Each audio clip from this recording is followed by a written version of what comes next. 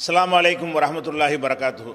கண்ணியத்திற்குரிய எல்லாம் வல்ல அல்லாஹு ஜல்ல ஷானஹு தாலாவின் நல்லடியார்களே, அல்லாஹுடைய பேரருளால் புனிதமிக்க ரமலான் மாதத்தை நாம் அடைந்திருக்கிறோம். அல்லாஹுடைய மாதங்களிலே ரமலான் மாதம் முஸ்லீம் சமுதாயத்தை பொறுத்த வரைக்கும் அது பெரிய பாக்கியம் நிறைந்த ஒரு மாதம். அல்லாஹுடைய அருட்கொடைகளை வாரி வாரி வழங்கக்கூடிய ஒரு மாதம். இந்த மாதம் எந்த வகையிலெல்லாம் சிறந்து விளங்குகிறது, இந்த மாதத்தை நம்ம அடைவதனால் நமக்கு கிடைக்கக்கூடிய நன்மைகள் என்ன என்பதைத்தான் இன்றைய துவக்க உரையிலே உங்களுக்கு நாங்கள் சொல்ல விரும்புகிறோம். நபிகள் நாயகம் ஸல்லல்லாஹு அலைஹி வஸல்லம் என்ற ஒரு மனிதர் மூலமாக இஸ்லாம் பரப்பப்பட்டு இன்றைக்கு உலக மக்களிலே 1/3 பகுதிக்கும் அதிகமாக பின்பற்றக்கூடிய ஒரு வாழ்க்கை நெறியாக வளர்ச்சி அடைந்திருக்கிற காட்சியை நம்ம பார்க்கிறோம். இந்த இஸ்லாம் என்கிற பாக்கியம் நமக்கு கிடைத்திருப்பதை ஒவ்வொருவரும் மகிழ்ச்சியோடும் சந்தோஷத்தோடும் அதில் நம்ம ஆனந்தம் அடைகிறோம். ஏனென்று கேட்டால் பிற சமுதாய மக்களுக்கெல்லாம் கிடைக்காத இந்த பாக்கியம், இந்த அறிவுபூர்வமான வாழ்க்கை திட்டம் நமக்கு இந்த இஸ்லாம் என்கிற மார்க்கத்தின் மூலமாக கிடைத்திருப்பதால் நம்ம அடைந்திருக்கிற பாக்கியங்களிலெல்லாம் இஸ்லாம் தான் சிறந்த பாக்கியம் என்று நம்ம எல்லாருமே நம்புகிறோம். அப்படியான ஒரு பாக்கியத்தை நம்ம நம்புகிறோமே, அந்த இஸ்லாம் மார்க்கம் இந்த ரமலானில் தான் அல்லாஹ்வால் வழங்கப்படுகிறது. இஸ்லாம் மார்க்கத்தை அல்லாஹ் எப்போ தருகிறான்? ரமலான் மாதத்தில் தான் இந்த வாழ்க்கை திட்டத்தை தருகிறான். திருமறை குரானில் அல்லாஹ் சொல்லி காட்டுகிறான், ஷஹ்ரு ரமலான் அல்லது உன்சில ஃபீஹில் குரான். இந்த ரமலான் மாதத்தில் தான் குரான் அருளப்பட்டது. குரான் அருளப்பட்டது என்றால் குரான் அருளப்பட ஆரம்பித்தது. அப்போ குரான் எப்போது அருளப்பட ஆரம்பிக்கிறதோ அதுதான் இஸ்லாம். எப்போது இந்த ரமலான் மாதத்திலே குரானை நபிகள் நாயகம் ஸல்லல்லாஹு அலைஹி வஸல்லம் அவர்களுக்கு அல்லாஹ் வழங்குகிறானோ அன்றைக்கு தான் அவங்க தூதராகுறாங்க. அதற்கு முன்னாடி வரைக்கும் அப்துல்லாவுடைய மகன் வெறும் முகமதாக இருந்தவர்கள் அல்லாஹ்வின் தூதர் என்ற நிலையை எப்போது அடைகிறார்கள்? இந்த ரமலான் மாதத்தில் அடைகிறார்கள். ரமலான் மாதத்தில் அல்லாஹ் இந்த வேதத்தை கொடுக்கிறான். இந்த வேதத்தின் மூலமாக அவர்களை தூதர் என்று நியமிக்கிறான். தூதர் என்று நியமித்ததன் மூலமாக இஸ்லாம் என்ற வாழ்க்கை நெறி மக்களுக்கு அன்றைய இந்த ரமலான் மாதத்தில் கிடைத்திருக்கிறது. அப்போ இந்த ரமலான் மாதம் எவ்வளோ பெரிய பாக்கியம் என்று சொன்னால், நம்ம முஸ்லீமாக இருப்பதற்கு அல்லாஹ் தேர்ந்தெடுத்தது ரமலான் மாதத்தை தான். இஸ்லாம் என்ற வாழ்க்கை நெறியை நமக்கு தருவதற்கு தேர்ந்தெடுத்தது இந்த மாதத்தில் தான். குர்ஆன் என்ற அகில உலகத்திற்கும் நேர்வழிகாட்டியாக இருக்கக்கூடிய குர்ஆனை அல்லாஹ் வழங்குவதற்கு தேர்ந்தெடுத்தது இந்த புனிதமிக்க ரமலான் மாதத்தில் தான். அப்போ இந்த மாதம் எப்படி சிறப்பு பெற்றிருக்கிறது என்றால், இஸ்லாம் கிடைத்தது இந்த மாதத்தில், குர்ஆன் கிடைத்தது இந்த மாதத்தில், அப்துல்லாவுடைய மகனாக இருந்த முகமது ஸல்லல்லாஹு அலைஹி வஸல்லம் அல்லாஹ்வின் தூதராக ஆனது இந்த மாதத்தில் தான் என்று திருமறை குர்ஆனில் ஒத்த வரியில் அல்லாஹ் சொல்லி காட்டுகிறான். ஷஹ்ரு ரமலான், இந்த ரமலான் மாதம் இருக்கிறது, அல்லது உன்சில ஃபீஹில் குர்ஆன், இந்த மாதத்தில் தான் குர்ஆன் அருளப்பட்டது. குர்ஆன் அருளப்பட்டது என்பதில் இவ்வளவு விஷயம் அடங்கியிருக்கிறது. இஸ்லாம் அருளப்பட்டது, முகமது நபியை தூதராக அல்லாஹ் வழங்கினான் என்ற அவ்வளவு கருத்தும் இந்த ஒரு வரிக்குள்ள அடங்கியிருக்கிறது. அப்போ இவ்வளவு பெரிய சிறந்த ஒரு வாழ்க்கை நெறிய நமக்கு அல்லாஹ் தந்திருக்கான் இல்லையா, அதற்கு நாம் நன்றி செலுத்தணும். அதுவும் எந்த மாசத்தில் தந்திருக்கிறானோ அந்த மாசத்திலே அந்த நன்றி அமைந்திருக்க வேண்டும் என்பதற்காகத்தான் அதே வசனத்தில் அல்லாஹ் சொல்லி கொண்டு வரும் பொழுது, ஃபமன் ஷஹித மின்குமு ஷஹ்ர ஃபல்யஸ்முஹு, யார் இந்த ரமலான் மாதத்தை அடைகிறாரோ அவர் அந்த மாதத்தில் நோன்பு நோற்கட்டும்.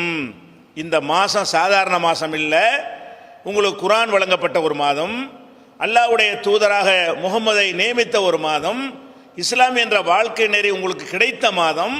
இந்த மாதத்தில் இது கிடைத்திருக்கிற காரணத்தினால் இந்த மாதத்திலே அதற்கான நன்றி கடனாக நீங்கள் நோன்பு வையுங்கள். ஃபமன் ஷஹித மின்குமு ஷஹ்ர ஃபல்யஸ்முஹு, உங்களில் யார் இந்த மாதத்தை அடைகிறீர்களோ அவங்க நோன்பு வையுங்கள் என்று அல்லாஹ் சொல்லி காட்டுகிறான். அப்போ நம்ம நோன்பு வைப்பதனுடைய முக்கியமான காரணம், இந்த மாதத்தை தேர்ந்தெடுத்ததற்கு காரணம் என்னவென்று சொன்னால், அல்லாஹ்வுடைய மார்க்கம் நமக்கு கிடைத்தது. இந்த மாதத்தில் கிடைத்திருக்கும் பொழுது அல்லாஹ்வுக்கு நன்றி செலுத்துகிற விதமாக ஒரு இபாதத்தை நமக்கு தந்து இந்த மாதத்தில் நிறைவேற்றுங்கள் என்று அல்லாஹ் சொல்கிறான். இதை முதலில் விளங்கிக் கொள்ள வேண்டும். அடுத்ததாக இந்த நோன்பு நம்ம நோக்கிறோம் இல்லையா, எதுக்காக வேண்டி நோக்கிறோம்? இந்த நோன்பு பலவிதமான பயிற்சிகளை நமக்கு தருகிறது. யாயுகல்லதீன ஆமனு, நம்பிக்கை கொண்ட மக்களே, குத்திப அலைக்குமுஸ் ஸியாம், உங்கள் மீது நோன்பு கடமையாக்கப்பட்டிருக்கிறது. உங்கள் மீது மட்டுமல்ல, கமா குத்திப அலல்லதீன மின் கபலிக்கும், உங்களுக்கு முன்னர் சென்ற சமுதாயத்தின் மீது கடமையாக்கப்பட்டது போலவே உங்களுக்கும் கடமையாக்கப்பட்டிருக்கிறது. எதற்காக என்றால் அல்லக்கும் தத்தக்கும், நீங்கள் இறையச்சமுடைய மக்களாக ஆவதற்காக வேண்டி. அப்போ இந்த நோன்பு என்ற நன்றியை நம்ம செலுத்துகிறோமே, நன்றியும் செலுத்திடணும். நன்றி செலுத்துவதற்கு ரூபாய்களை காணிக்கையாக கொடுங்க என்று சொல்லலாம், நன்றி செலுத்துவதற்கு தொழுங்கள் என்று சொல்லலாம், நன்றி செலுத்துவதற்கு வேறு எத்தனை அறப்பணிகள் இருக்கிற அதை செய்யுங்கள் என்று சொல்லலாம். இந்த நன்றி செலுத்துங்கள் என்பதற்கு அல்லாஹ் எதை சொல்கிறான் என்ற நன்றிக்கு நன்றியாகவும் ஆகிவிட வேண்டும். உங்களுக்கு மேலும் அந்த இஸ்லாம், உங்களுக்கு கிடைத்த இஸ்லாம் இருக்கு இல்லையா, அது சரியான முறையில் உங்கள்கிட்ட பரிணமிக்கணும். இதற்காகத்தான் நோன்பு கடமை. நோன்பு எதற்கு கடமை என்றால் அல்லக்கும் தத்தகும், நீங்கள் இறையச்சமுடைய மக்களாக ஆவதற்குத்தான் இந்த நோன்பு கடமை. அப்போ நோன்பை நம்ம நோற்பதன் மூலமாக ரமலானில் கிடைத்த அருட்கொடைக்கு நன்றியும் செலுத்திக் கொள்கிறோம். நம்மிடத்தில் குறைந்திருக்கிற இறையச்சத்தை அதிகப்படுத்திக் கொள்கிறோம். இறையச்சமே இல்லாதவர்கள் இந்த ரமலானில் நோன்பு வைப்பதன் மூலமாக உருவாக்கி கொள்கிறோம். அப்படியான ஒரு பயிற்சி இந்த நோன்பு தருகிறது. இதனால் தான் அல்லாஹ் அல்லக்கும் தத்தக்கும், நீங்கள் இறையச்சமுடையவர்களாக ஆவதற்காகத்தான் இந்த நோன்பை உங்களுக்கு கடமையாக்கி இருக்கிறோம் என்கிறான். அது எப்படி இறையச்சம் உண்டாகும்? நோன்புனால எப்படி இறையச்சம் உண்டாகும் என்று சொன்னால், ஒரு இறைவனை அஞ்சுவதாக இருந்தால், ஒரு மனிதன் தனக்கு துன்பம் வரும்போது, தனக்கு கஷ்டம் வரும்போது எந்த எதிர்பார்ப்பும் இல்லாமல் அல்லாஹ்வுக்காக சகிச்சுக்கிறான் பாருங்க, அதில் தான் இறையச்சம் வரும். சாதாரண நேரத்தில் உள்ள செய்கிற காரியங்களில் இறையச்சம் வராது. எப்போ இறையச்சம் வரும்? பெரும் கஷ்டம், சிரமமாக நமக்கு இருக்கிறது. அந்த சிரமமாக இருப்பதை நம்ம விரும்பாவிட்டாலும், நம்ம உடம்பு விரும்பாவிட்டாலும், நம்ம நாக்கு விரும்பாவிட்டாலும், அல்லாஹ் சொல்லிவிட்டான் என்பதற்காக நம்ம சகித்து கொள்றோம் இல்லையா, அதான் இறையச்சம். இப்போ நோம்புல எல்லா நேரத்தையும் நம்ம சாப்பிட மாட்டேங்கிறோம். பகல் பூரா சாப்பிடுவதில்லை, பகல் பூரா நீர் அருந்துவது இல்லை, பகல் பூரா தாம்பத்தியத்தில் குடும்ப வாழ்க்கையில் ஈடுபடுவது இல்லை. இப்படி நம்ம அதை தியாகம் செய்கிறோம். இதெல்லாம் நம்ம விரும்புகிறோம். இதையெல்லாம் நம்ம உடம்பு விரும்புகிறது. விரும்பினால் கூட என்னை படைத்த இறைவன் இதை தடுத்திருக்கிறான். தடுத்திருக்கிற காரணத்தினால் அவன் அனுமதித்து இருந்த இந்த 3 காரியங்களையும் நான் முழுமையாக விட்டு விலகிக் கொள்கிறேன் அப்படின்னு சொல்லி ஒருத்தர் நடக்கும் பொழுது இறையச்சம் வருமா வராதா? இறையச்சம் வரும். இப்போ நம்ம வீட்டில் இருக்கும் பொழுது நோன்பாளியாக இருக்கிறோம், யாருமே இல்லை, வீட்டில் சாப்பாடு இருக்கிறது, நமக்கு பசிக்கவும் செய்கிறது. அதை எடுத்து சாப்பிட்டால் யாருக்கும் தெரியாது. வீட்டிலேருந்து வந்தவங்க போனவர்கள் திரும்பி வந்தால் கூட தெரிந்து கொள்ளாத வகையில் சாப்பிட்டு விட முடியும். நம்ம யாராவது சாப்பிடுவோமா? யாருமே சாப்பிட மாட்டான். ஏன் சாப்பிட மாட்டாங்கிறான்? இது எனக்கு பசித்தாலும், என்னுடைய உணவாக இருந்தாலும், உலகத்துக்கே தெரியாமல் நான் இதை சாப்பிட முடியும் என்று இருந்தாலும் நான் சாப்பிட மாட்டேன். காரணம், என் இறைவன் அப்படி சொல்லியிருக்கிறான். இறைவன் சொல்லியிருக்கிறான் மட்டுமல்ல, நான் சாப்பிட்டு விட்டால் அவனுக்கு தெரியும். நான் நோன்பு நேரத்தில் சாப்பிட்டு விட்டேன் என்று சொன்னால் அந்த இறைவனுக்கு கண்டிப்பாக அது தெரிந்துவிடும். அப்போ நான் செய்கிற வீட்டுக்குள்ளே அடைந்து உலகத்தில் யாருக்கும் தெரியாமல் செய்கிற இந்த உணவு உண்ணுதல்ங்கிற ஒரு செயல் அல்லாஹ்வுடைய கண்ணிலிருந்து மறைக்க முடியாது என்று எனக்கு நம்பிக்கை இருக்கிற காரணத்தினால்தான் நோன்பு வைத்து கொண்டு நான் சாப்பிடாமல் இருக்கிறேன். நீங்கள் சாப்பிடாமல் இருக்கிறீர்கள். ஒரு முஸ்லீமும் அப்படி அந்த காரியத்தை செய்ய மாட்டான். அப்போ இந்த மாதிரி இருக்கும் பொழுது என்ன ஏற்படுகிறது என்று சொன்னால், அல்லாஹ் பார்க்குறான், அல்லாஹ் பார்க்குறான், அல்லாஹ் பார்க்குறான், அல்லாஹ் பார்க்குறான், இந்த ஒரு சார்ஜ் ஏற்றி கொண்டே இருக்கும் பொழுது நம்மிடத்தில் இருந்த கம்மியான இறையச்சம் கொஞ்சம் கொஞ்சம் கொஞ்சமாக அதிகரிக்கிறது. அல்லாஹ்வை பற்றிய பயம் கூடுகிறது. பயம் கூடினா என்ன நடக்கும்? அதில் நல்ல ரிசல்ட் வரும். அல்லாஹ்வுடைய அச்சம் எந்த அளவுக்கு இருக்கிறதோ அந்த அளவுக்கு அவனுடைய தனிப்பட்ட வாழ்க்கை தூய்மையாக இருக்கும், அவனுடைய பொது வாழ்க்கை தூய்மையாக இருக்கும், அவனுடைய பொருளாதார விஷயம் தூய்மையாக இருக்கும், நேர்மையாக இருக்கும், அவனுடைய குடும்ப வாழ்க்கை சீராக இருக்கும். அப்போ எல்லாமே சரியாக இருப்பது எதில் அடங்கியிருக்கிறது? அல்லாஹ்வுக்கு பயந்தால் தான் அடங்கியிருக்கிறது. உலகத்தை ஏமாற்றி என்ன வேண்டாலும் செய்து விடலாம். அப்போ என் இறைவன் என்னை பார்க்கிறான், இறைவன் என்னை பார்க்கிறான், இறைவன் என்னை பார்க்கிறான் என்கிற அச்சம் இந்த நோன்பின் மூலமாக நமக்கு அதிகரிக்குதா இல்லையா? அதான் அல்லாஹ் சொல்றான், அல்லக்கும் தத்தகும், இன்னும் சொல்ல போனால் அப்படி அதிகரிக்கலன்னு வைங்க, அதுக்கு பேர் நோன்பு இல்லை. நபிகள் நாயகம் ஸல்லல்லாஹு அலைஹி வஸல்லம் சொல்கிறாங்க, மல்லம் எத கவுல ஜூர், நோன்பு வைத்து கொண்டு பொய்யான பேச்சுக்களை யார் விட்டுவிடவில்லையோ, உள் அமலபிகி, கெட்ட காரியங்கள் செய்வதை யார் விட்டுவிடவில்லையோ, ஃபலைஸலில்லாஹி ஹாஜத்துன், அல்லாஹ்வுக்கு தேவையே கிடையாது, ஃபி ஐயத தாமஹு வ ஷராபஹு, இவன் உணவை விட்டிருப்பதனாலேயோ இவனுடைய குடிபானத்தை விட்டிருப்பதனாலேயோ அல்லாஹ்வுக்கு எந்த தேவையும் இல்லை. ஏப்பா நீ பட்டினியாக கிடக்கிறக்க கடமையாக்கி இருக்கிற, நீ கெட்ட பேச்சை நிப்பாட்ட மாட்டேங்கிற, கெட்ட செயலை நிப்பாட்ட மாட்டேங்கிற, ஆனால் உண்ண மாட்டேன் பருக மாட்டேங்கிற, இதை மட்டும் செய்துவிட்டு இது வரலை என்று சொன்னால், இதை மட்டும் கரெக்டாக செய்கிறாய், நோன்பு வைத்துக்கொண்டு சாப்பிட மாட்டேன் என்கிறாய், நோன்பு வைத்துக்கொண்டு என்ன செய்கிற, குடிக்க மாட்டேன், ஹலாலான குடிபானங்களை குடிக்க மாட்டேன் என்கிறாய், இதில் சரியாக இருக்கிற மாதிரி உன்னுடைய பேச்சு சரியாக இருக்க வேண்டும், உன்னுடைய நடத்தை சரியாக இருக்க வேண்டும், மற்றதில் எல்லாம் நீ தப்பு செய்து கொண்டு இருந்தாயானால் இது தேவையில்லை, இது அல்ல நோன்பு. இந்த நோன்பு அல்லாஹ்வுக்கு தேவை கிடையாது. பசியை சோறை மிச்சப்படுத்துறதுக்கு அதுக்காக நம்ம நோன்பு வைக்கிறோம், அல்லாஹ்வுடைய கஜானாவுக்கு மிச்சப்படுத்தி கொடுப்பதற்காக நோன்பு வைக்கிறோம் இல்லை. அப்போ நம்ம நோன்புடைய அடிப்படையான விஷயம் என்ன என்று கேட்டால், இறைவனுக்காக இந்த பசியாக பட்டினியாக இருப்பதன் மூலமாக நமக்கு இறையச்சம் ஏற்பட்டு, அந்த இறையச்சம் ஒருத்தண்ட சண்டைக்கு போகிறதை விட்டு நம்ம தடுக்கணும், அந்த இறையச்சம் புறம் பேசுவதை விட்டு தடுக்கணும், அந்த இறையச்சம் கோல் சொல்வதிலிருந்து என்னை தடுக்க வேண்டும், அந்த இறையச்சம் வியாபாரத்தில் மோசடி செய்வதிலிருந்து தடுக்கணும், அந்த இறையச்சம் வாங்கிய கடனை கொடுக்காமல் ஏமாற்று தன்மையிலிருந்து என்னை காப்பாற்ற வேண்டும்.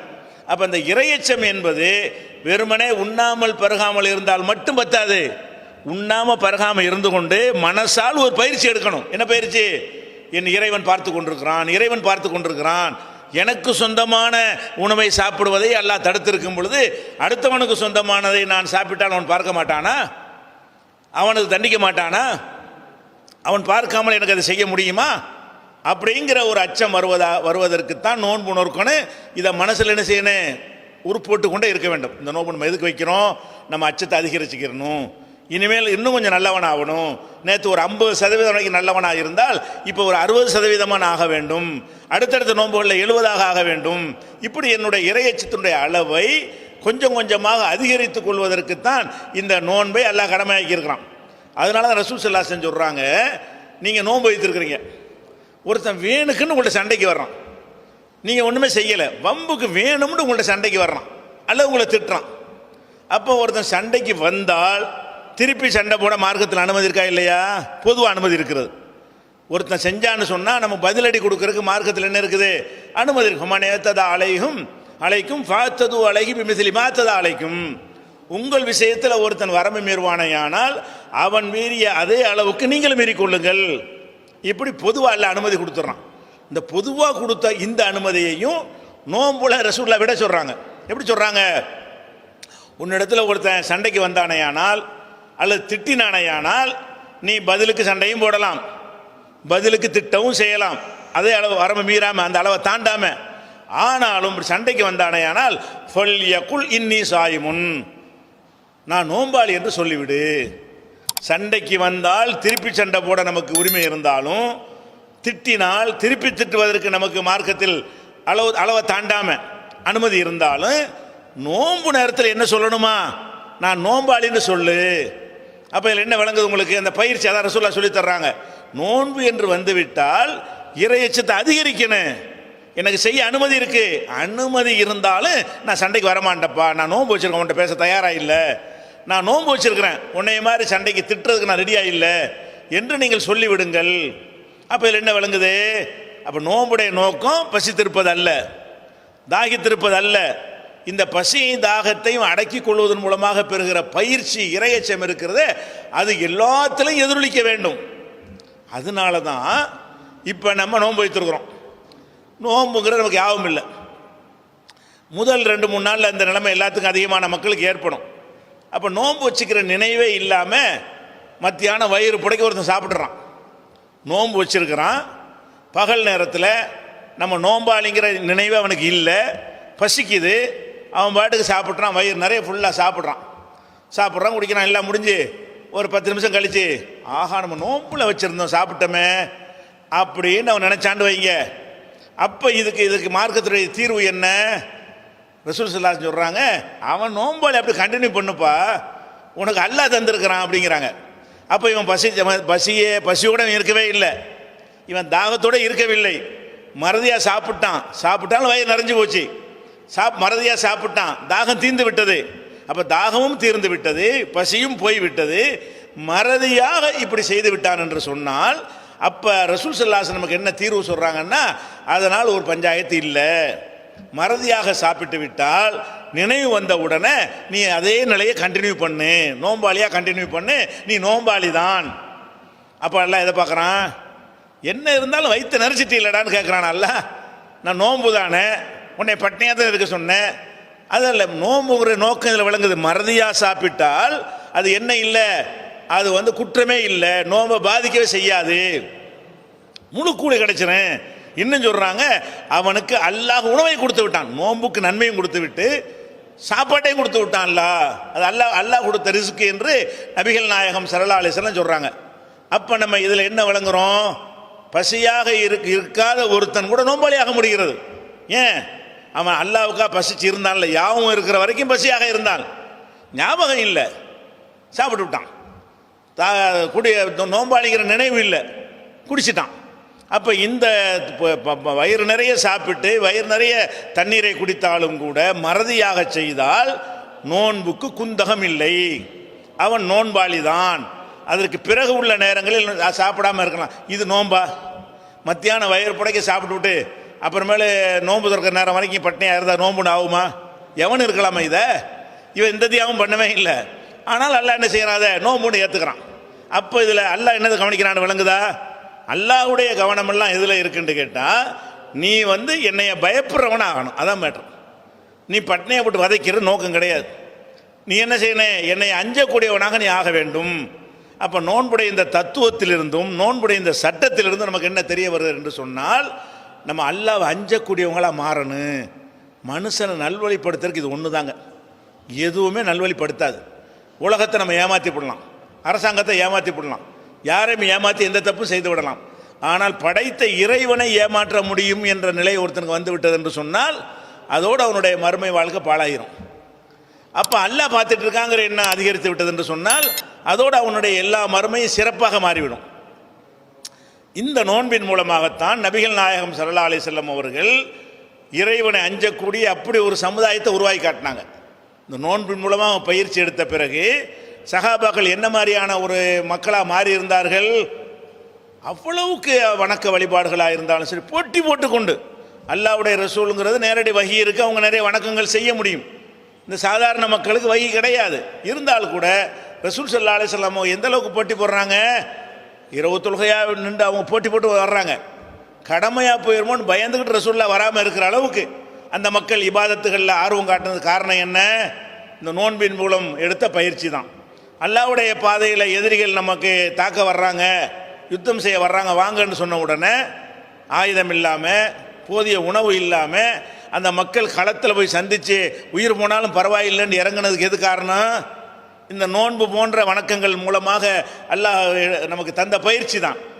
அப்போ இந்த நோன்பு என்பதனுடைய நோக்கத்தை நம்ம நல்லா விளங்கிக்கிறோன்னு, இது ஒரு பயிற்சி. வேற என்ன இல்லை. நம்ம என்ன நினைக்கிறோம்? பசியின் கொடுமையை வசதி படைத்தவர்கள் உணர வேண்டும், அதுக்கு தான் நோன்பு. பசியின் கொடுமை பணம் படைத்தோர்கள் புரிந்திட நேர்ந்தது யாரால அப்படின்னு பாட்டுகள்ல எல்லாம் படித்து மக்கள் யாவரும் ஒரு பாட்டு படிக்கும்போது சொல்லுவாங்க, என்னது?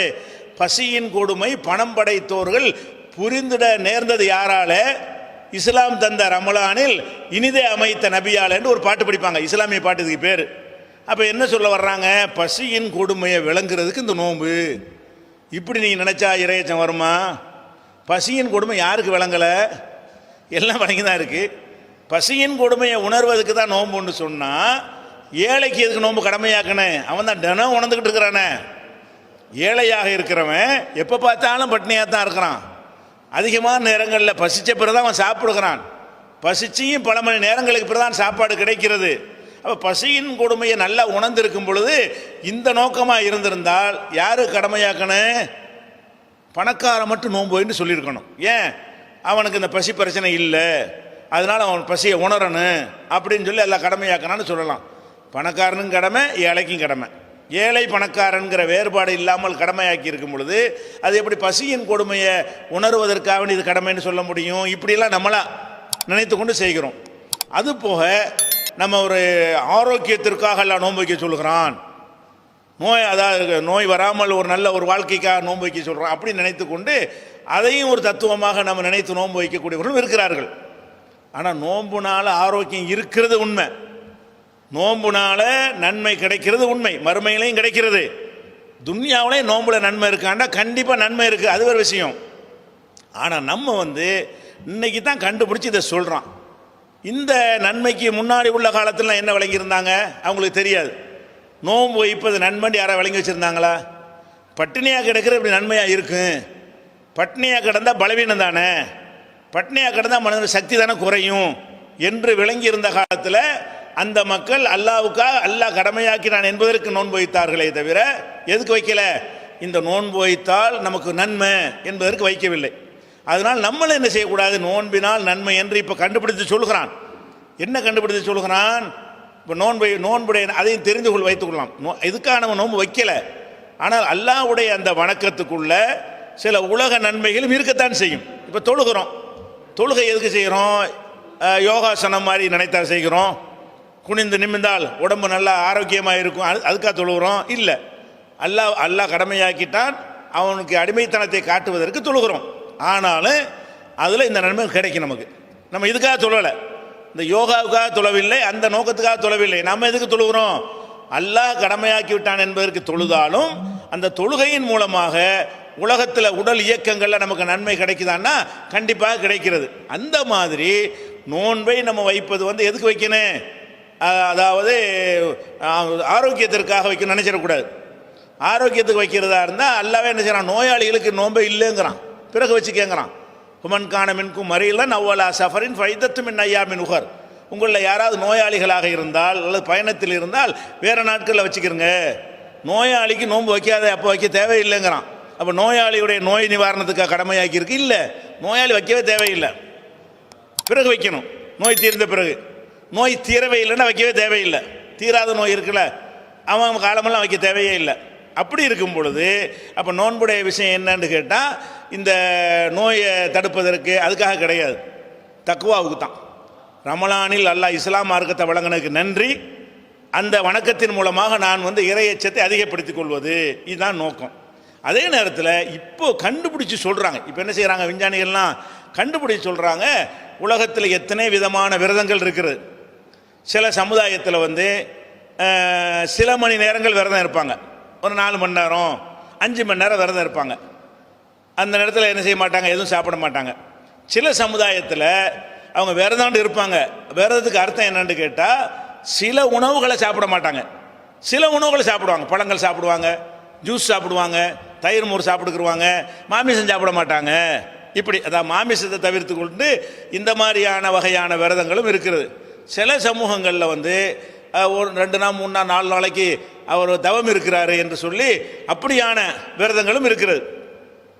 எல்லாம் பார்த்தா ஒரே மாதிரி தான் தெரியும், பட்னியாக இருக்கிறான்னு சொல்லி.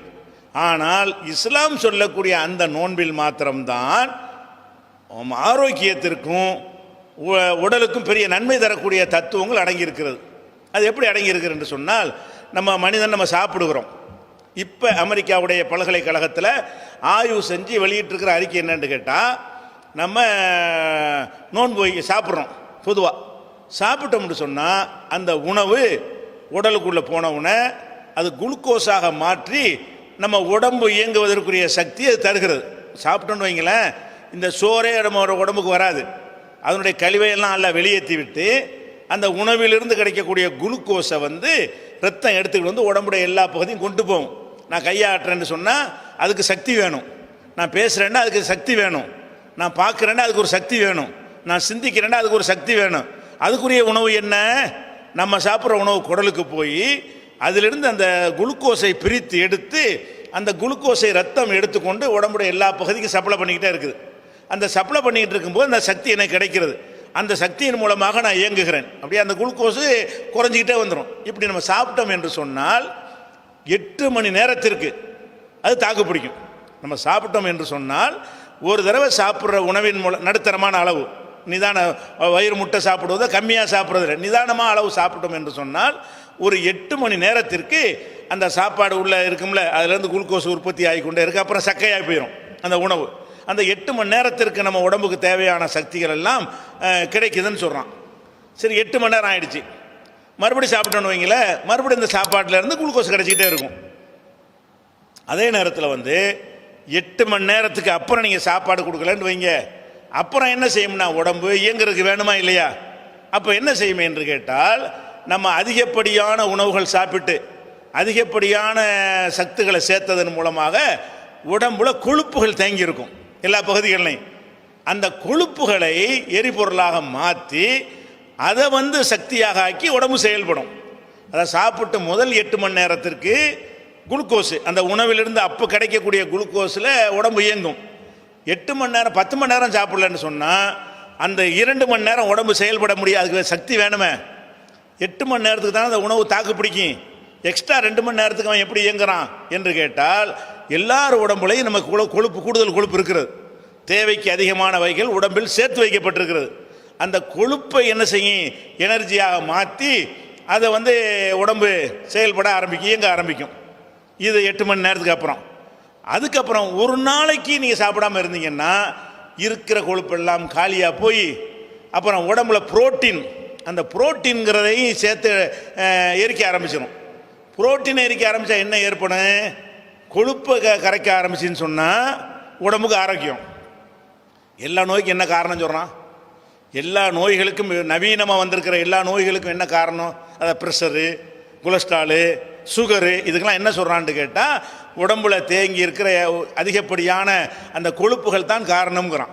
அந்த அதிகப்படியான கொழுப்புகள் கரையணும். கரையதுக்கு என்ன செய்யணும் என்று கேட்டால் 8 மணி நேரத்துக்கும் அதிகமாக ஒரு நாளைக்கும் குறைவாக பட்னியாக இருக்கணும். 8 மணி நேரத்துக்கு உள்ள பட்னி 5 மணி நேரம் உண்ணாவிரதம் இருந்தான்னு வைங்க, அவனுக்கு எந்த ஒரு நன்மை அதில் கிடைக்காது. ஏன், சாப்பிட்ட சாப்பாட்டில் குளுக்கோஸ் கிடைச்சிக்கிட்டே இருக்கும். 5 மணி நேரம் சாப்பிடாட்டாலும் ஏற்கனவே சாப்பிட்ட சாப்பாட்டில் கிடைக்கிற குளுக்கோஸ் அவனுக்கு உடம்புல இருந்து கொண்டு இருக்கும் பொழுது உடம்புல எந்த நச்சு பொருளும் வெளியேறாது, எந்த கொழுப்பும் கரையாது. அதே மாதிரி இருந்துக்கிட்டு இருப்பான். அதே மாதிரி இந்த சில உணவை தவிர்க்கிறேன், சில உணவை தவிர்க்க மாட்டேன்னு இருந்தார்களே, ஆனால் எந்த உணவிலிருந்தும் அந்த குளுக்கோஸை உடம்பு எடுத்துக்கணும். அப்போ அந்த குளுக்கோஸ் மட்டும் செலவாகி கொழுப்பு செலவாகாமல் இருந்தால் அந்த விரதத்தினால் எந்த ஒரு பயனும் இல்லை. அதே நேரத்தில் 2 நாளைக்கு விரதம் இருக்கான்னு வைங்க, ஒரு நாளைக்கு தாண்டி நீங்கள் விரதம் இருந்தீங்கன்னு சொன்னால் அப்போ என்ன நடக்கும், கொழுப்பும் காலி ஆயிரும், குளுக்கோஸு 8 மணி நேரத்தில் காலி ஆயிரும், கொழுப்பும் கரைஞ்சி போயிடும். அதுக்கப்புறம் என்ன ஆகும்னா உடம்புல உள்ள புரோட்டீன்கிறதையும் எடுக்க ஆரம்பிச்சிடும். புரோட்டீன் எடுக்க ஆரம்பித்து விட்டால் சோர்வாயி பலவீனமாகி மெலிஞ்சு ஒன்றும் இல்லாமல் அதை புரோட்டீனை அழிச்சிடக்கூடாது. அப்போ விஞ்ஞானிகள் என்ன சொல்கிறான்னு கேட்டால், இந்த பட்டினியாக இருப்பதில் ஒரு நன்மை இருக்கிறது. அந்த பட்டினி எப்படி இருக்க வேண்டும் என்றால் 8 மணி நேரத்துக்கு அதிகமாக இருக்கணுமா. 8 மணி நேரத்துக்கு எதுவும் சாப்பிடாம தண்ணியை குடித்தா கூட அதுலேருந்து குளுக்கோஸை எடுத்துக்கிறோம், பழத்தை சாப்பிட்டா கூட குளுக்கோஸை எடுத்துக்கிறோம். குளுக்கோஸை எடுத்துக்கொள்ளுமே ஆனால் நம்ம தேங்கி இருக்கிற நச்சுப் பொருள்கள் கொழுப்புகளை எல்லாம் கரையாது, அதே மாதிரி இருந்துக்கிட்டு இருப்போம். அப்போ 8 மணி நேரத்துக்கு மேலே நம்ம பட்டினியாக இருந்தோம் என்று சொன்னால் 8 மணி வரைக்கும், நான் 3 மணிக்கு சாப்பிட்றோம் சகரில், பகல் 11 மணி வரைக்கும் எது செலவாகும்னு கேட்டால் அந்த சகரில் சாப்பிட சாப்பாட்டிலேருந்து கிடைக்கிற சக்தியில் ஓடிக்கிட்டு இருக்கும். பகல் 11 மணிக்கு அப்புறம் உடம்பு இயங்குத, எல்லா வேலையும் செய்கிறோமே, வியாபாரம் பண்ணுறவன் வியாபாரம் பண்ணுறான், வேலை செய்கிறோம் வேலை செய்கிறான், ஓடுறோம் ஆடுறோம், எல்லா வேலையும் பார்க்குறோம். அப்போ சும்மா உட்காந்துருந்தா கூட எனர்ஜி உடம்புக்கு வேணும். அந்த உடம்பு எங்கேருந்து எடுக்கும், நம்ம உடம்பில் உள்ள கொழுப்புகள், தேக்கி வைக்கப்பட்ட கொழுப்புகள்லாம், கெட்ட கொழுப்புகள்லாம் கரைந்து அதுவே உடம்புக்கு சக்தியாக மாறி அதில் உடம்பு இயங்க ஆரம்பிக்கும் பொழுது ஒவ்வொரு நாளும் இந்த கொழுப்பு குறைய குறைய குறைய அப்படியே ரொம்ப லேசாகிடும் உடம்பு. அதுக்கப்புறம் புரோட்டீனை காலி பண்ணுற சில நம்ம நாட்டில் 12 மணி நேரம் 13 மணி நேரம் அந்த மாதிரி நோன்பு வைக்கிறோம். சில நாடுகளில் அதை விட கொஞ்சம் கூட வரும், ஒரு நாள் தாண்டாது என்ன இருந்தாலும். சில நாடுகளில் 20 மணி நேரம் கூட நோன்பு வரும், சில நாடுகளில் 18 மணி நேரம் கூட வரும். அப்படி 18 மணி நேரம் இருந்தால் கூட அவர்களுக்கு அந்த புரோட்டீன் அழியாது, கொழுப்புலே எல்லாம் கொழுப்புலே கரைஞ்சிரும். அப்போ இப்போ விஞ்ஞானிகள் கண்டுபிடிச்சு சொல்கிறான், உலகத்தில் எத்தனையோ விரதங்கள் இருக்கிறது, எந்த விரதத்தை நீங்கள் செஞ்சாலும் சரி, ஒன்று அதிகபட்சமான விரதமாக இருக்கிறது. 3 நாள் 5 நாள் 6 நாள் சொல்லி உட்கார வச்சு ஒன்றும் குடிக்காமல் உட்கார வச்சு போடுறாங்க. அப்போ அவனுடைய குளுக்கோஸ் உடனே காலியாகி அப்புறம் அவன்கிட்ட கொழுப்பும் போய் அப்புறம் புரோட்டீன் காலியாகுமே. ஆனால் அவன் ஆள் வந்து கம்ப்ளீட்டாக ரிகவர் பண்ண முடியாது. அந்த அளவுக்கு உடம்பு தளர்ச்சியாகி மோசமாகி போய்விடும் என்று சொல்கிறார்கள். அதே நேரத்தில் வந்து 5 மணி நேரம் 4 மணி நேரம் 3 மணி நேரம் இருந்தார்களே ஆனால் அதுக்கு பேர் விரதங்க. அதனால் எந்த நன்மையும் கிடையாது. ஏன்? உடம்புல உள்ள அந்த கொழுப்பை வந்து எடுப்பதற்கு 8 மணி நேரம் ஆகணும், அந்த குளுக்கோஸ் எல்லாம் காலி ஆகணும் அப்படின்னு சொல்கிறாங்க. அப்போ இஸ்லாம் சொல்லக்கூடிய அந்த நோன்பு தான் எப்படி இருக்குன்னு கேட்டால் அந்த நீண்ட நேர பட்னியாகவும் இருக்கிறது. அதே நேரத்தில் வந்து ஒரு நாளை தாண்டின பட்னியாக இல்லை. நீண்ட நேர பட்னியாக இருந்தாலும் நம்முடைய புரோட்டீனையும் காலி பண்ணி நம்ம அந்த புரதம்னு சொல்கிறாங்களே அந்த புரதச்சத்துக்களையும் காலி பண்ணக்கூடிய அளவுக்கு வறுமையானால் நமக்கு பெரிய கேடாகிவிடும். அப்போ எவ்வளோ அழகாக பாருங்கள், இது அல்லாஹ்வுடைய மார்க்கங்கிறது இப்போ தான் கண்டுபிடிக்கிறாங்க. எத்தனையோ விஷயங்கள் மார்க்கத்தில் தத்துவங்கள் இருந்தாலும் அந்த நேரத்தில் தத்துவம் தெரியாமலே அல்லாஹ் சொன்னான் என்பதற்காக அந்த மக்கள் பின்பற்றினார்கள், ஏற்றுக்கொண்டிருந்தார்கள். நம்மளும் ஏற்றுக்கொண்டு தான் இருக்கணும். அப்போ இப்போ என்ன செய்கிறான், விஞ்ஞானிகள் ஆராய்ச்சி பண்ணி இஸ்லாம் சொல்லக்கூடிய விதத்தில் நீங்கள் நோன்பு வைத்தீர்களேயானால் அது உடம்புக்கு நல்லது. அது ஒரு மாதம் ஒரே ஒரு நாள் இருந்தீங்கன்னா அது பெரிய ரிசல்ட் கிடைக்காது. அது கொஞ்சம் லாங் டைமாக இருக்கணும். 2 நாள் 3 நாளில் எல்லாம் இருந்தால் எல்லா கொழுப்பும் கரையாது. அப்போ ஒரு மாதத்திற்கு நம்ம எடுக்கிற அந்த பயிற்சியின் மூலமாக என்ன செய்கிறது என்று சொன்னால் கூடுதலாக இருக்கிற அந்த கொழுப்புகள் எல்லாம் என்ன செய்கிறது, கரைகிறது. கரைய உடம்புக்கு ஒரு ராகத்து, ஒரு வருஷத்துக்கு அது வண்டி ஓடும் அப்படிங்கிற அளவில் இப்போ வந்து அவங்க கண்டுபிடிச்சு சொல்கிறாங்க. ஆனாலும் இதுக்காக நோன்பு வைக்கக்கூடாது. இது கிடைக்குது, இந்த ரிசல்ட் கிடைக்கிறது உண்மை. நம்ம எதுக்கு நோன்பு வைக்கணும்? என் இறைவன் எனக்கு இதை வந்து இந்த தத்துவம்லாம் விளங்காத காலத்திலேயே இது அல்லாஹ்வுடைய மார்க்கமாக இருக்க போய் ஒருத்தனை பட்னியாக போய் சாவடிக்கிறான்னு அந்த காலத்தில் நினச்சாங்க. இப்போ என்ன செய்கிறான் விஞ்ஞானிகள்லாம், பட்னியாக போட்டு நன்மை செய்கிறாங்கிறான். அப்போ பட்டினியாக போட்டு நம்மளை சாவடிக்கிறார்கள் என்று நினைக்கிற ஒரு காலத்தில் அல்லாஹ் வந்து நோன்பை கடமையாக்கினான். இப்போ என்ன கண்டுபிடிப்புன்னா அந்த நோன்பு உங்களுக்கு நன்மை செய்கிறது இப்போ கண்டுபிடிச்சிருக்கிறாங்க. அப்போ நம்ம நோன்புடைய தத்துவமாக இதை எடுத்துக்கொள்ளக்கூடாது. ஆனால் இஸ்லாம் சொல்லக்கூடிய எல்லா விஷயத்திலையுமே தத்துவம் பன்றியை சாப்பிடக்கூடாதுன்னு தான் அல்லாஹ் சொல்லுவான். காரணத்தையா சொல்கிறான்? சொல்ல மாட்டான். அல்லாஹ் கடமையாக்கிட்டான், அல்லாஹ் ஹராமாக்கிட்டான், நம்ம சாப்பிடாம இருப்போம். காலஞ்செல்லச்சல் என்னவாகும், ஏன் இதை மட்டும் அல்லாஹ் ஹராமாக்கினா என்று சிந்திப்பார்கள். சிந்தித்து இந்த விஷயங்கள் ஆகா என்னென்ன நன்மைகள் இந்த கேடுகள் இருக்கிறது, கரெக்டாக தான் அல்லாஹ் சொல்லியிருக்கிறான், இது அல்லாஹ்வுடைய மார்க்கம் தான், இது மனிதன் ஹராமாக்கலை, படைச்ச இறைவனுக்கு தான் இதெல்லாம் தெரியும். இப்போ வந்து அதை வைத்து இறைவனுடைய நம்பிக்கை நம்ம அதிகப்படுத்திக் கொள்ளலாம்.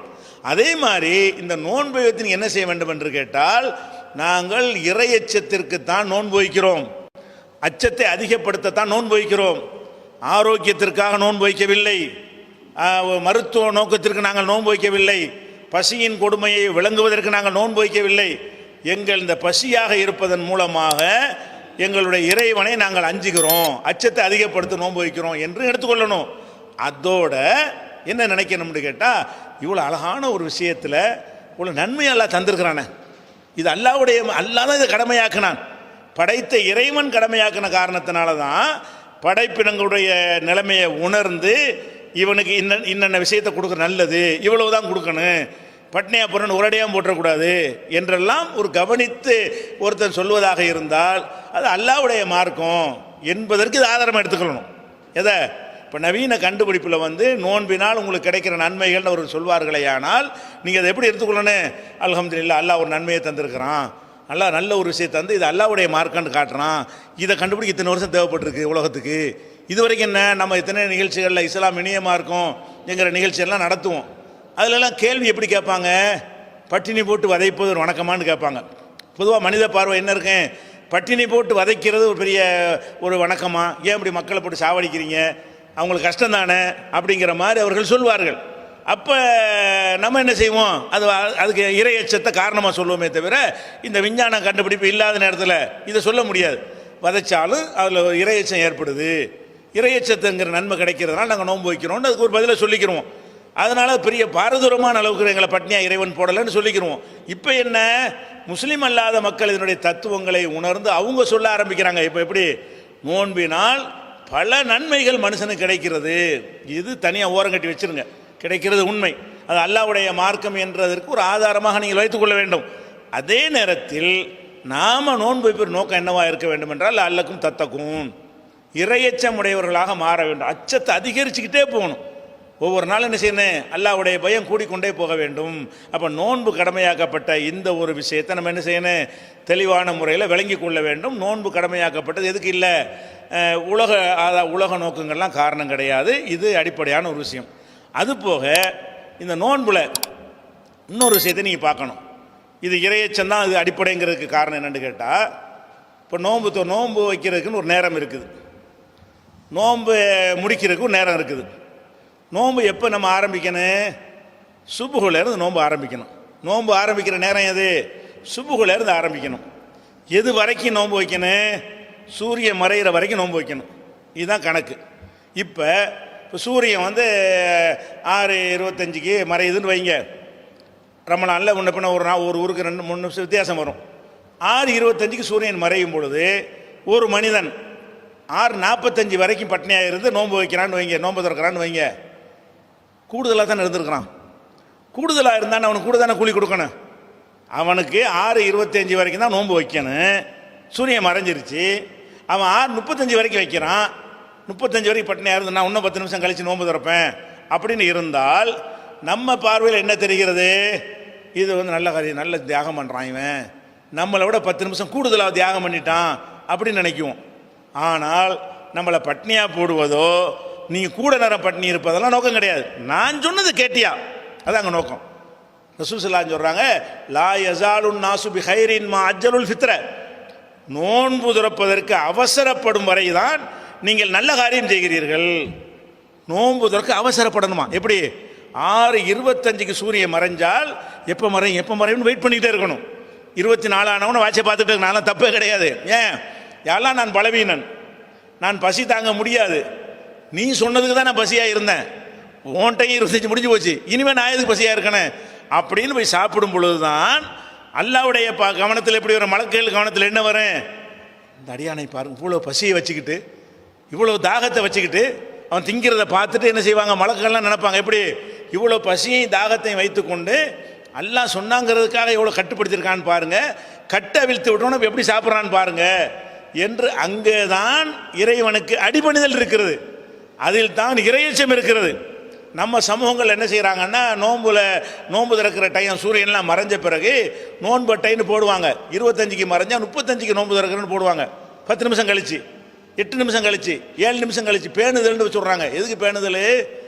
அந்த சூரிய மறையதை கண்டுபிடிக்காத ஒரு காலத்துக்கு வேண்டாம் பேணுதல்னு சொல்லலாம்.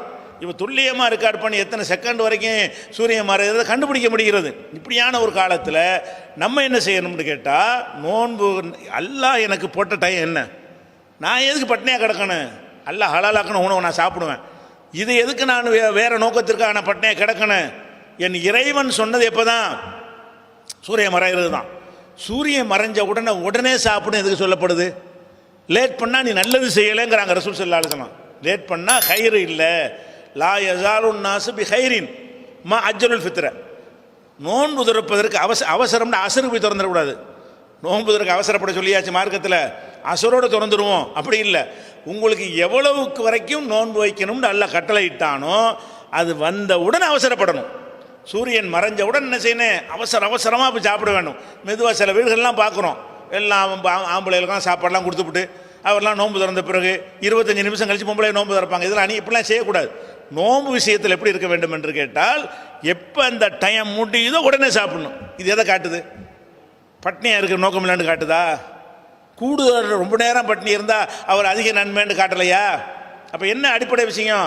அல்லாஹ் எனக்கு கடமையாக அவ்வளோதான், அதுக்கு மேலே நான் எதுக்கு பட்னியாக கிடக்கணும், எவனுக்காக பட்னியாக இருக்கணும், என் இறைவனுக்காக நான் பட்னியாக இருப்பது சூரியன் மறைகிற வரைக்கும் தான் அப்படின்னு காட்டுறோம். அதுக்கு பிறகு லேட் ஆக்கிடக்கூடாது. இதுவும் நமக்கு எதை காட்டுது என்று கேட்டால், நம்மளை அதிக பட்னியுடைய நேரத்தை கூட்டுவது குறைப்பது அதில் எல்லாம் எந்த ஒரு நன்மையும் கிடையாது. அல்லாஹ் சொன்னது நிப்பாட்டிக்கணும். அது மாதிரி நோன்பு வைக்கிறது எப்போ வைக்கணும், அதுலேயும் நிறைய பேர் தப்பு செய்கிறாங்க. என்ன தப்பு செய்கிறாங்க? இப்போ உதாரணமாக 3 மணிக்கு சகர் பண்ணுவாங்க. சகர் பண்ணிவிட்டு நீயத்துன்னு வைப்பாங்க. 3 மணிக்கு நோன்பு வச்சு சாப்பிட்டு விட்டு நான் வைத்து சமூகத்தின் அது இல்லாத ஒன்று அது பிடித்து ஒழிக்கப்பட வேண்டியது. நீயத்து இல்லை மனசால கூட நினைக்கிறோன்னு வைங்க, 3 மணிக்கு நான் நோம்போடு முடிவு பண்ணியாச்சு, நான் நீயத்து வச்சுட்டேன்னு சொல்லி 3க்கு சாப்பிட மாட்டேங்கிறாங்க, 4க்கு சாப்பிட மாட்டேங்கிறாங்க. உங்களுக்கு 3 மணிக்கே நோம்புன்னு முடிவு எடுத்தாலும் அதுக்கு அர்த்தம் என்ன? 3 மணியிலேருந்து நோம்பு நீங்கள் இருக்க முடியாது. ஏன்? உங்களை அல்லாஹ் நோன்பு வைக்க சொன்னது எப்பன்னு கேட்டால் மினல் ஃபஜ்ரி. அல்லாஹ் என்ன செய்கிறான், ஃபஜ்ருங்கிற வெள்ளை கயிறு தெரிகிற வரைக்கும் தான் நீங்கள் என்ன செய்யணும், குழு ஒஷ்ரபு ஹத்தா யதபய்யன லக்குமுல் ஹைத்துல் அபியது மினல் ஹைத்தில் அஸ்வதி மினல் ஃபஜ்ரி. ஃபஜ்ருங்கிறது வெளிப்படும் வரைக்கும் நீங்கள் உண்ணுங்கள் பருகுங்கள். அப்போ 3 மணிக்கே நம்ம நோன்பு என்று நியத்து வைத்து விட்டாலும் சுபுகு 4:30 வருது என்று சொன்னால் 4:30 வரைக்கும் சாப்பிடலாம். 3:30 நீங்கள் நிப்பாட்டினீங்க அதுக்கு ஒரு நோன்பு கிடையாது. திரும்பினால் 3:30 போதும்னு நிப்பாட்டினா அது ஒரு விஷயம். நம்ம 3:30 நியத்து வைத்து விட்டோம், இனிமேல் அதை நம்ம நோன்பு சாப்பிடக்கூடாது நினைத்தீர்களே, ஆனால் அது அல்லாஹ் கடமையாக்காத ஒன்றை நீங்கள் கடமையாக்குறேன்னு அர்த்தம். 3:30 நீங்கள் நோன்பு என்று முடிவு செய்தாலும் 2 மணிக்கே நீங்கள் நோன்பு என்று நியத்து பண்ணினாலும் இஷாவுக்கு பிறகு படுக்கும்போதே நான் நோம்பாளி என்று நியத்து பண்ணி படுத்தாலும் காலைல 4 மணிக்கு எந்திரிச்சு சாப்பிட்டுக்கலாம். ஏன், உங்களை எப்போ இருந்து அல்லாஹ் சாப்பிட வேணான்னு சொல்கிறான், சுபுகுல இருந்து. இப்போ நோம்புடைய ஆரம்ப நேரம் சுபுகு, நோம்புடைய கடைசி நேரம் மகரிபு. சுபுகு டு மகரிபு இருந்தால் மட்டும்தான் அதுக்கு பேர் நோம்பு. நீங்கள் 3லேருந்து இருந்தால் அந்த 3லேருந்து 4:30 வரைக்கும் எதுக்காக பட்டினி இருந்தீங்க, உங்களை யார் அது கடமையாக்கணும்? அப்போ அல்லாஹ் கடமையாக்கணும் என்பதற்கு நீங்கள் பட்டினியாக இருக்கலை, நீங்களா அறியாமையில் பட்டினியாக கிடக்குறீங்க. அப்போ இதிலிருந்து எதுக்கு விளங்குதுன்னு கேட்டால் அந்த ஆரம்ப நேரத்தை அவன் தான் முடிவு செய்கிறான், முடிக்கிற நேரத்தை அவன் தான் முடிவு செய்கிறான். ரொம்ப நேரம் இவர் 3லேருந்து 7 வரைக்கும் நோன்பு வச்சார், அதெல்லாம் ஈடுபடாது அல்லாட்ட. அதிக பிரசங்கித்தனம், எப்படா நான் செய்யாத ஒன்றை நீ செஞ்சேன்னு நல்லா கேட்பான். அப்போ அல்லாஹ் ஒரு சூழல் சொல்லாத ஒன்றை செய்கிறதுங்கிற அடிப்படை தான் அதில் இருக்கிறது. அப்போ இதெல்லாம் வச்சு பார்க்கும் பொழுது நோன்புடைய விஷயம் என்பது அதிகமாக சாப்பிடாமல் இருப்பது, ரொம்ப நேரம் சாப்பிடாமல் இருப்பது அதில் கிடையாது. இன்னும் சில பேர் நோன்பு வச்சுக்கிட்டு சஹரில் ரொம்ப சாப்பிட்றாதிய, சஹரில் ரொம்ப சாப்பிட்றது தப்பு மாதிரி நினைக்கிறாங்க. சஹரில் நம்ம நிறைய சஹரில் வகையாக சாப்பிட்றோம், செலவு ரமலான்லாம் ஜாஸ்தி ஆகுறது. இதை சில உலமாக்கள் என்ன செய்கிறாங்கன்னு கேட்டால் ரொம்ப சாப்பிடக்கூடாது. ஏன், நோன்புடைய நோக்கமே என்ன, அந்த பட்சியை உணர்றது தானே. இப்படி சட்டம், அதிகமாக சாப்பிட உனக்கு என்ன, அல்லாஹ் ஹலாலாக்குன நேரத்தில் எவ்வளோ நாள் நான் சாப்பிடுவேன், எவ்வளோ அல்லாஹ் உங்களை சாப்பிட முடியும். ஒரு எண்ணத்தை நீங்கள் அதிகம் சாப்பிட்டாலும் வயிறுன்னு ஒரு அளவு தான் இருக்குது, அந்த வயிறுடைய அளவை தாண்டிலாம் சாப்பிட இயலாது. அப்போ அதிகமாக நீங்கள் சாப்பிடுவதை கூட குற்றம்னு சொல்லி வைத்திருக்கிறார்கள். அப்போ இந்த சாப்பாட்டுடைய அளவை வைத்து நோன்பு தீர்மானிக்கப்படாது. நீ அதிகம் சாப்பிடு, கொஞ்சமாக சாப்பிடு, அல்லாஹ் அனுமதிச்ச நேரத்தில் சாப்பிடு, அனுமதிக்காத நேரத்தில் சாப்பிடாத. இதையும் நம்ம என்ன செய்யணும், விளங்கிக் கொள்ள. ரொம்ப சாப்பிட்றது தப்பு, வகை வகையாக சாப்பிட்றது தப்பு. அந்த காலத்தில் பழைய சோறு சாப்பிட்டாங்க, இந்த காலத்தில் 72 வகை சாப்பிட்டா இருக்கப்பட்டவன் சாப்பிட்றான். அல்லாஹ் அனுமதிக்கும் போது சாப்பிட்றானா, அனுமதிக்காமல் இருக்கும்போது சாப்பிட்றானா, இப்படியெல்லாம் இந்த சட்டங்கள்லாம் வச்சு பார்க்கும் பொழுது நோன்புடைய விஷயம் நமக்கு தெரிகிறது. இது அல்லாஹ்வுடைய கட்டளைக்காக செஞ்சால் மட்டும்தான் அதுக்கு பேர் நோன்பு. அல்லாஹ் கட்டளை இல்லாமல் நானாக கூட குறை சேர்த்தேன்னு சொன்னால் அது நோன்பிற்கு ஒரு குறைதான், நோன்பிற்கு ஒரு பங்கம் தான் என்று விளங்குகிறது. ஆக இதெல்லாம் விளங்கி நோன்பு ரமலானில் அல்லாஹ் இஸ்லாம் மார்க்கத்தை வழங்கியதற்கு நன்றியாக நம்ம நோன்பு நோக்கிறோம். அது போக அந்த நோன்பின் மூலமாக நம்ம எதிர்பார்க்கறது இறையச்சம். அதனால தான் ரசூல் ஸல்லல்லாஹு அலைஹி வஸல்லம் சொல்கிறாங்க, அல்லாஹ் சொல்வதாக சொல்கிறாங்க, எல்லா வணக்கங்களுக்கும் நான் கூலி கொடுப்பேன், ஆனால் அஸ்ஸௌமுலி நோன்பு எனக்கு உரியது, ஆனால் ஜிசிபிக்கு நானே இதுக்கு நேராக கூலி கொடுப்பேங்கிறான் அல்லாஹ். கூலி ஒரு ஆளை விட்டு மலக்க விட்டு கொடுத்து விடாம உனக்கு நோன்புக்குண்டு உள்ளதை நான் தான் உனக்கு கூலியாக தருவேன் என்று அல்லாஹ் சொல்வதாக நபிகள் நாயகம் ஸல்லல்லாஹு அலைஹி வஸல்லம் சொல்கிற அளவுக்கு இந்த நோன்புக்கு ஒரு மகத்துவம் இருக்கிறது. ஏன், அவனுக்காக வேண்டி நம்ம எல்லாத்தையும் தியாகம் பண்ணி இருக்கிறோம் என்பதற்காக வேண்டி அல்லாஹ் அந்த அந்தஸ்தை தருகிறான். இதை உணர்ந்து நம்ம நடந்து கொள்ள வேண்டும். இன்ஷா அல்லாஹ் நாளையில் இருந்து உங்களுக்கு மன கவலை தீர்க்கும் மகத்தான கொள்கை. நம்ம பலவிதமான கவலைகளில் மூழ்கி கிடக்கிறோம், கவலை இல்லாத மனுஷனே கிடையாது. ஆனால் கவலையில் மூழ்கி நம்முடைய வாழ்க்கையை நாசமாக்கி கொண்டு நிம்மதி இழந்து போகிறவர்களுக்கு இஸ்லாத்தில் இருக்கக்கூடிய சில கொள்கைகளை நம்ம சரியான முறையில் புரிந்து கொண்டோமையானால் அந்த கவலை போயிடும், உடனே போயிடும். எந்த கவுன்சிலிங் பண்ண தேவையில்லை, இதுக்காக வேண்டி எந்த ஒரு மனதத்துவ டாக்டரையும் பார்க்க வேண்டியது கிடையாது, இதுக்காக வேண்டி எந்த மருந்து மாத்திரையும் சாப்பிட வேண்டிய கிடையாது. எந்த கவலை இருந்தாலும் இஸ்லாம் ஒவ்வொரு கவலைக்கும் ஒரு வழியை சொல்லித் தருகிறது. அந்த மாதிரி இதை எடுத்துக்கொண்டோமையானால் அந்த கவலை தீர்ந்து விடும் என்பதை விளக்கக்கூடிய ரமலான் முழுவதும் இன்ஷா அல்லாஹ் மனக்கவலை தீர்க்கும் மகத்தான கொள்கை என்ற தலைப்பில் நாளை முதல் உங்களுக்கு விளக்கம் சொல்லப்பட இருக்கிறது. அதையும் கேட்டு பயன்பெறுமாறும் எங்களுக்காக நீங்கள் துஆ செய்யுமாறும் கேட்டு நிறைவு செய்கிறேன்.